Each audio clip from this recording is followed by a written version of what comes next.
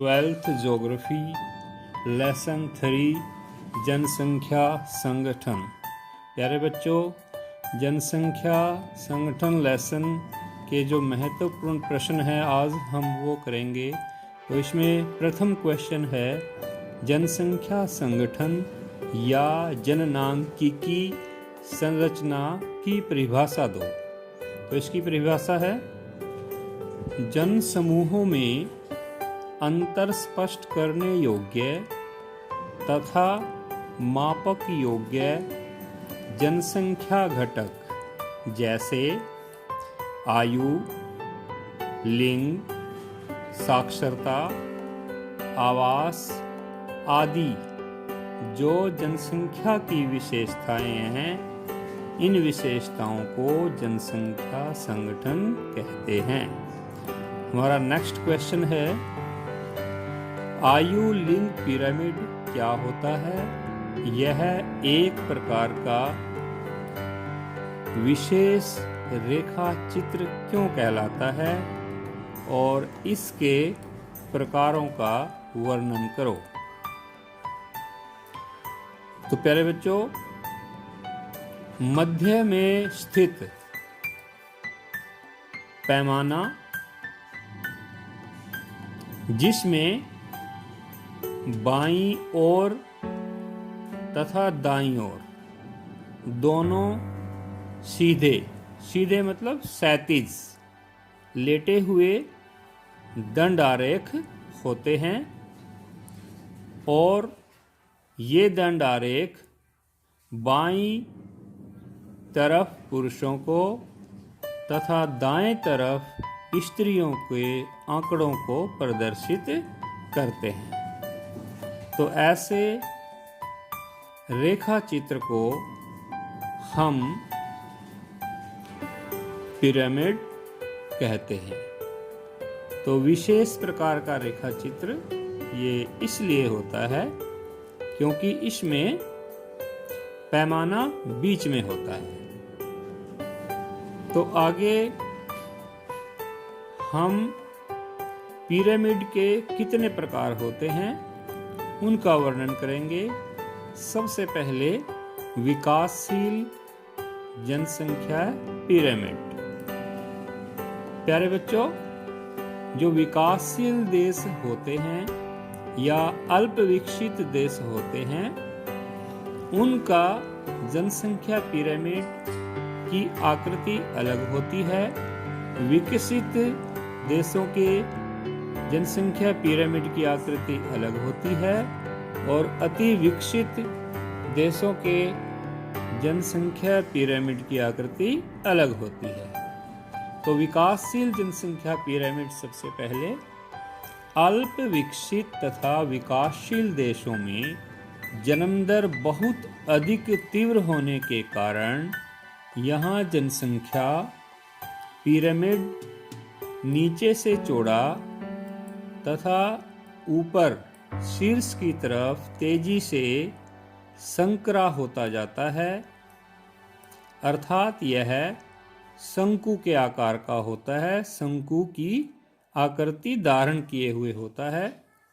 Nigeria देश, Bangladesh, Mexico आदि इन देशों का जनसंख्या पिरामिड शंकु के आकार का पाया जाता है क्योंकि यहाँ जन्म दर बहुत तीव्र होती है। अगला हमारा, तो इसमें ये नाइजीरिया का जो जनसंख्या पिरामिड है उसको दर्शाया गया है।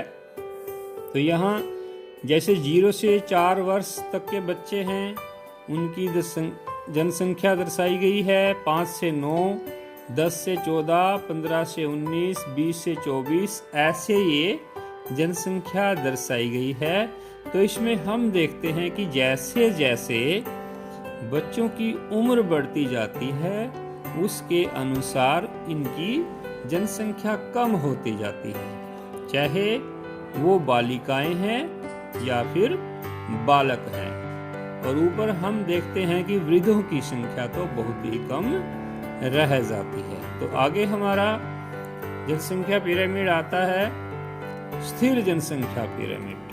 प्यारे बच्चों, ऐसे देश जैसे कि ऑस्ट्रेलिया, अमेरिका जो विकसित देश हैं, जहां जन्म दर तथा मृत्यु दर लगातार एक समान रहती है और कम रहती है, तो ऐसे देशों में जनसंख्या वृद्धि नाम मात्र की होती है, स्थिर जनसंख्या यहाँ पर पाई जाती है। तो ऐसे देशों का आयु लिंक पिरामिड नीचे से सीधा